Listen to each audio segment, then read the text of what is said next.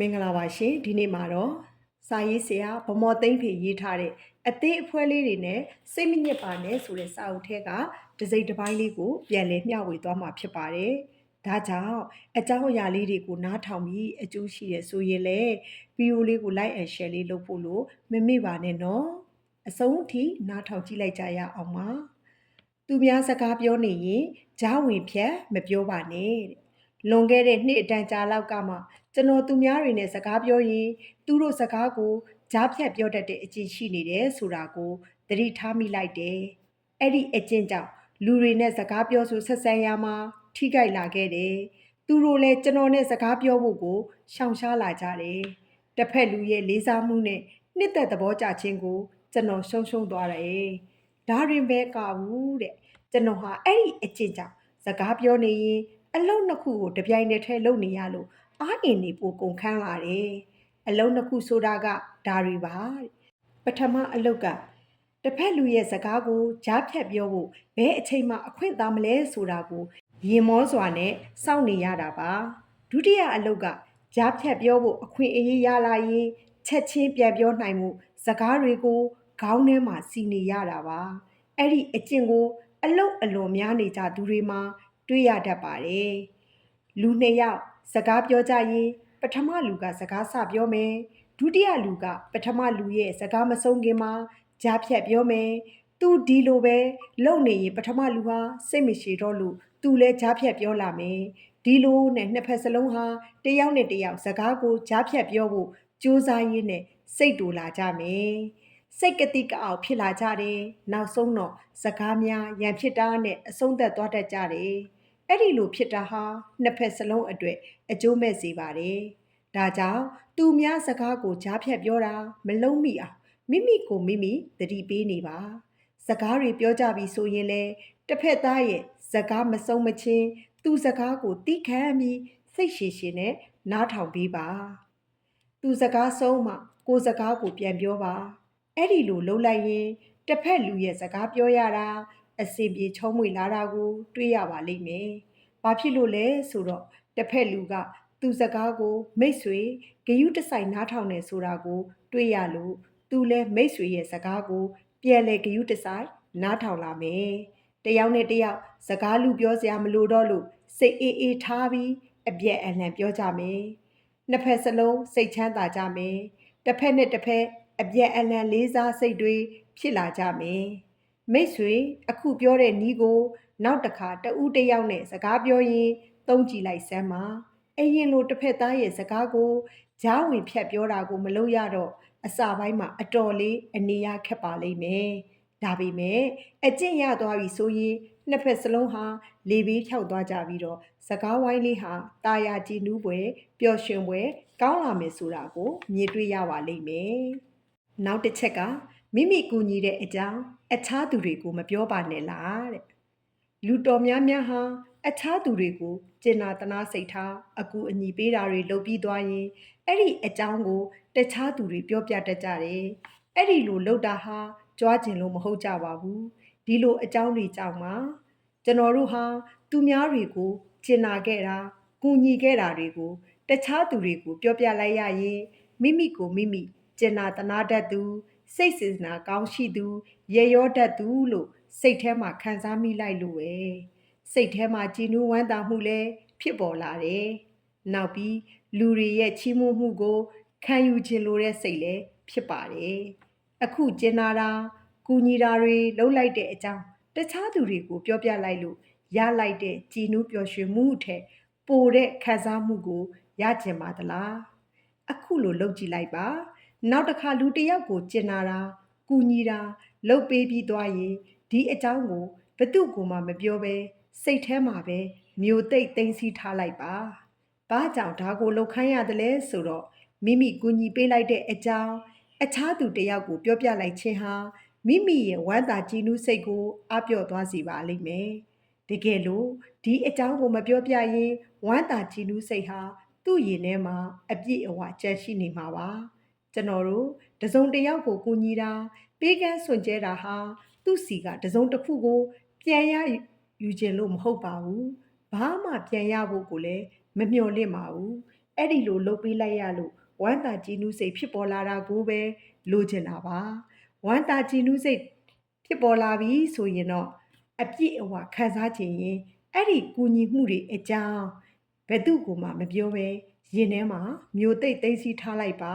တခြားသူသိဖို့မသိဖို့ဆိုတာအရေးမကြီးဘူးပါဘူးနော်နောက်တစ်ချက်က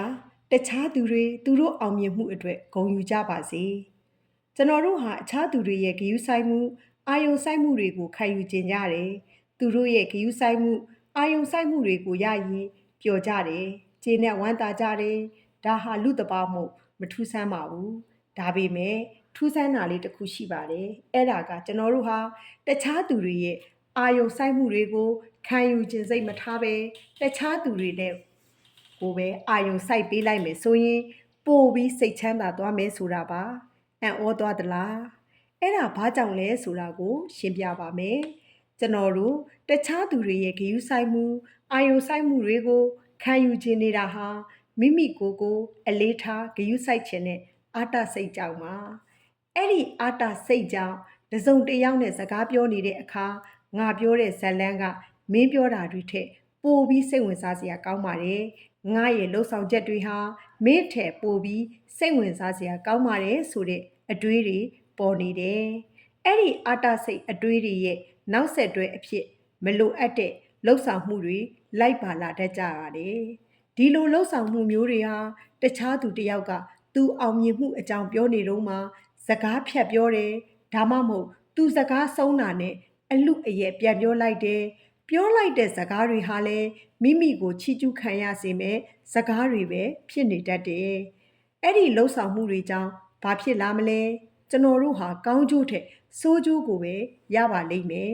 စကားဖြတ်ပြောခံရတဲ့တစ်ဖက်လူဟာမကြင်မနှက်ဖြစ်လာမယ်ဒါမှမဟုတ်စကားလူပြီးပြောလာမယ်နှစ်ယောက်စလုံးအငင်းအခုန်ဖြစ်ကြမယ်ဘေးနားကနားထောင်နေသူတွေလည်းကျွန်တော်တို့ရဲ့အပြုအမူကိုကြည့်ပြီးစိတ်ပြက်သွားကြမယ်ငြိမ်ငြိမ်ချမ်းချမ်းဖြစ်ရမယ်စကားဝိုင်းလေးဟာကျွန်တော်တို့ရဲ့ချီးကျူးခံခြင်းနဲ့လောက်ရက်တွေကြောင့်ပျက်စီးသွားပါတယ်ဒါကြောင့်မိတ်ဆွေဟာလူတစ်ယောက်ကသူ့အောင်မြင်မှုတစ်ခုအကြောင်းကိုဂုဏ်ယူပြောပြနေချိန်မှာကြားဖြတ်ပြောခြင်းစိတ်သူစကားဆုံးခြင်းမှာချက်ချင်းတုံ့ပြန်ပြောခြင်းနဲ့စိတ်တွေဖြစ်ပေါ်လာရင်အဲ့ဒီစိတ်တွေကိုချုပ်တီးထားနိုင်လိုက်ပြီးသူပြောချင်တာတွေကိုဆက်ပြောပါစေသူ့ကိုအမွှန်းတင်တဲ့ဂုံဖော်တဲ့စကားတွေပြောလာရင်လည်းနားထောင်ပေးလိုက်ပါအဲ့ဒီလိုလုပ်နိုင်အောင်အကျင့်လုပ်ပေးပါဒါဟာအင်မတန်ကောင်းတဲ့အကျင့်ပါအဲ့ဒီအကျင့်ကိုစလုပ်တဲ့အခါမှာအခက်အခဲတွေ့ပါလိမ့်မယ်တစုံတစ်ယောက်ကသူ့အောင်မြင်မှုအကြောင်းပြောပြတာကိုနားထောင်ရင်းနဲ့ငါလည်းအရင်ကဒါမျိုးလုပ်ခဲ့ဘူးပါတယ်မင်းပြောတာဘာများထူးဆန်းလို့လဲကွာလို့ပြန်ပြောချင်စိတ်ပေါ်လာလိမ့်မယ်အဲ့ဒါစောစောကပြောခဲ့တဲ့မိမိကိုအလေးထားဂရုစိုက်ခြင်းနဲ့အာတစိတ်ကြောင့်ပါအဲ့ဒီအာတဆန်းတဲ့စကားကိုမပြောဘဲမင်းပြောပြတာကအံ့ဩစရာပါလားဆက်ပြောပါအောင်တငယ်ချင်းငါစိတ်ဝင်စားလို့ပါဆိုပြီးတော့စကားမျိုးပြောကြည့်ပါဟန်ဆောင်ပြောတာမဟုတ်ဘဲတကယ်ပဲသိကျင်လို့ရိုးရိုးသားသားပြောပြလိုက်တာဖြစ်ရပါမယ်ဒါဆိုဘာဖြစ်လာမလဲစကားပြောနေသူဟာဝမ်းသာအားတက်သွားမယ်သူစကားကိုမိတ်ဆွေဂရုစိုက်ပြီးနားထောင်နေတယ်ကြားဖြတ်ဝေးမပြောဘူးသူနဲ့အတိုက်အခံမလုပ်ဘူးဆိုတာကိုသိသွားလို့လေမိတ်ဆွေကိုကျေးဇူးတင်ပါလိမ့်မယ်ဝမ်းသာကျေနပ်သွားမယ်မိတ်ဆွေလည်းစိတ်အေးချမ်းမှုကိုရသွားပါမယ်ဘာကြောင့်လဲဆိုတော့သူစကားကိုကြားဖြတ်ပြောစရာမလိုတော့ဘူးမိမိပြောဖို့အလှည့်ကိုစိတ်မောစွာနဲ့စောင့်နေစရာမလိုတော့ဘူးနောက်ပြီးဘာတွေပြောရမယ်ဆိုတာကိုစဉ်းစားနေဖို့မလိုတော့လို့ပါအခုပြောတာဟာအကြောင်းအရာတစ်ခုကိုတစ်ယောက်နဲ့တစ်ယောက်အခြေအတင်းအပြန်အလှန်ဆွေးနွေးတာမျိုးအတွက်မဟုတ်ပါဘူးတစ်ယောက်နဲ့တစ်ယောက်အပြန်အလှန်ကိုရည်သွေးစကားတွေပြောနေကြတာကိုဆိုလိုတာပါအခြားသူတစ်ယောက်ကသူ့အောင်မြင်မှုကိုဂုဏ်ယူပြောနေတဲ့အချိန်မှာစကားကိုကြားဖြတ်ပြောတာလူပြောတာတွေမလုပ်ဘဲသူတို့ကိုသူတို့ရဲ့အောင်မြင်မှုအတွက်ဂုဏ်ယူနိုင်ကြပါစေလို့အကြံပေးခြင်းပါအခုပြောခဲ့တာဟာအခြားသူတွေရဲ့ရန်သူမဖြစ်စေပဲမိတ်ဆွေဖြစ်စေမဲ့နီလန်လေးပါလှုပ်ကြည့်ပါဒီနည်းကြောင့် သူများတွေရဲ့စကားပြောရတာပျော်စရာကောင်းလာပါမယ်စိတ်အေးချမ်းမှုကိုရလာမယ်မိတ်ဆွေအပေါ်မှာလည်းလူချစ်လူခင်ပိုပေါ်များပါလိမ့်မယ်ပြစ္ဆုတ်ပံမှာနေတတ်သူဟာစိတ်ချမ်းသာတယ်တဲ့ပြစ္ဆုတ်ပံမှာနေတတ်သူဟာစိတ်ချမ်းသာတယ်ဒီစကားကိုနောက်တစ်မျိုးရေးပြပါမယ်အဲ့ဒါကပြစ္ဆုတ်ပံမှာမနေတတ်သူဟာစိတ်မချမ်းသာဘူးတဲ့အတိတ်ဘယ်ကအတူတူပါပဲဒါပေမဲ့ပြစ္ဆုတ်ပံမှာမနေတတ်တဲ့သူအကြောင်းကိုအသားပေးပြောချင်လို့ပြောင်းရေးလိုက်တာပါဒါနဲ့ပြစ္ဆုတ်ပံမှာမနေဘူးဆိုရင်ဘယ်မှာနေလို့လဲလို့မေးစရာရှိပါတယ်အတိတ်သို့မဟုတ်အနာဂတ်မှာနေတယ်လို့ဖြေပါမယ်အတိတ်နဲ့အနာဂတ်မှာတကယ်သွားနေလို့တော့မရဘူးဆိုတာကိုသိပါတယ်အတိတ်ကဖြစ်ခဲ့တာတွေကိုပြန်တွေးပြီးဝမ်းနဲ့ပူဆွေးနေတတ်တာကိုအတိတ်မှာနေတယ်လို့တင်စားပြောလိုက်တာပါအခုဖြစ်မလာသေးပဲနောက်အခါကျမှဖြစ်လာနိုင်တာကိုတွေးပြီးစိုးရိမ်ပူပန်နေတာကိုအနာဂတ်မှာနေတယ်လို့တင်စားပြောလိုက်တာပါကျွန်ုပ်တို့ဟာပြစ္ဆုတ်ပံမှာမနေကြပဲ